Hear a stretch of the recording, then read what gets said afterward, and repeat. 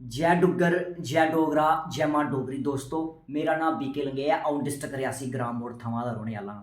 अज एक बारी भारतीय हाजिर होई हां तुं'दे समक्ष अपनी लिखी दी लोकियारी डोगरी कविता लेइयै। जि'यां तुसें सारें गी पता है अज सालै दा लास्ट ध्याड़ा है, लास्ट दिन है 31 दिसंबर 2024 का। एह्दे उप्पर मैं तुसेंगी लोकियारी डोगरी कविता सनाङ। अगर शैल लगोग तो लोकें भ्रा दा हौसला जरूर बधायो ते लाओ मेरी डोगरी कविता। दोस्तों पुराना साल असेंगी मता किश सखाई गया। दोस्तों असेंगी पुराना साल मता किश सखाई गया। कुसै गी रवाई गया ते कुसै गी हसाई गया। कुसै गी रवाई गया ते कुसै गी हसाई गया। कीती होग कोई गलती गुस्ताखी माफ़ करियो मित्रो। कीती होग कोई गलती गुस्ताखी माफ़ करियो मित्रो। एह पुराना साल असेंगी मता किश सखाई गया। कुसै दी भैन टुरी गई कुसै दा वीर टुरी गया।